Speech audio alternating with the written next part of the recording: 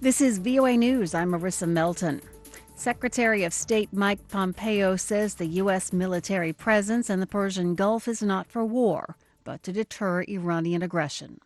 AP's Ed Donahue has this report. Iran insists it doesn't want war. At CENTCOM headquarters, Secretary of State Mike Pompeo says troops are in the region to deter aggression from Iran. President Trump does not want war, and we will continue to communicate that message. Pompeo says the U.S. needs to be ready for any possible scenario, making sure that we have the capability to respond if Iran makes a bad decision. Senate Minority Leader Chuck Schumer says the U.S. policy in the Middle East is erratic. One day he says he's going to obliterate them, and the next day he says he wants to talk to them. South Carolina Republican Senator Lindsey Graham says the president isn't the problem. We're trying to get Iran to stop attacking ships and pipelines and turning the Mideast upside down. Ed Donahue, Washington. President Trump has announced via Twitter that acting U.S. Defense Secretary Patrick Shanahan has pulled himself out of the confirmation process. AP's Sagar Magani has that report. Shanahan's been running the Pentagon since Jim Mattis resigned in January. President Trump announced recently he'd nominated Shanahan for the permanent job, but today tweeted Shanahan is withdrawing. Shanahan himself says he's resigning his previous post as Deputy Defense Secretary as well.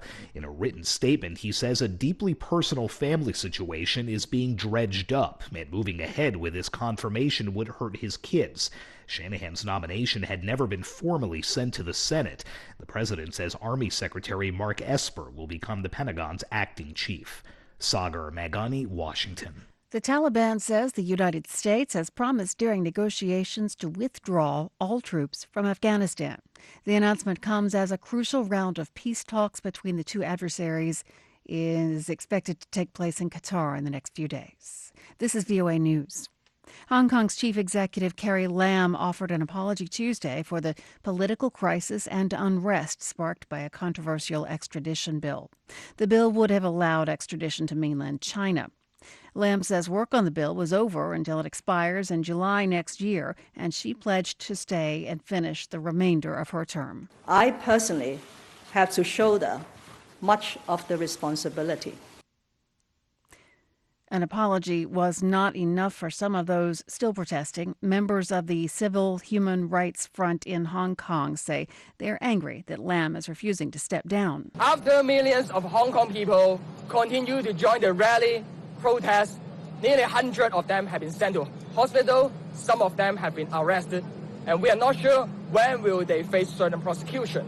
Opposition to the bill has driven repeated mass protests in Hong Kong this month. Organizers said 2 million people turned out on Sunday.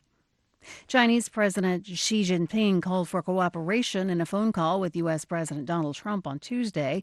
This comes as Trump says he'll hold trade talks with Xi next week at a summit of nations in Japan.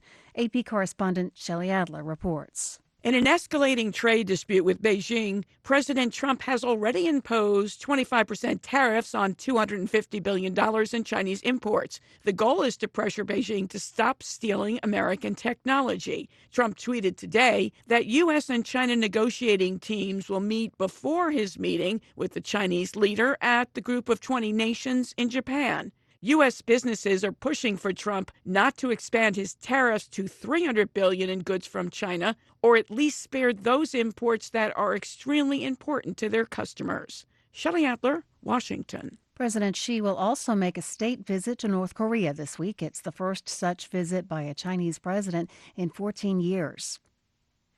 And President Trump says he will start deporting millions of illegal aliens, in his word, from the United States next week. His announcement of raids on immigrant families seems to have caught the country's immigration officials by surprise. A Trump administration official said the 1 million migrants who've been issued final deportation orders but are still living in the country would be targeted first. But the most the U.S. has ever deported in a single year is 435,000, and that was in 2013. Some immigration officials say that raids are not imminent. They say they were not aware that Trump was going to disclose sensitive law enforcement actions on Twitter, which is unusual. I'm Marissa Melton. You're listening to VOA News.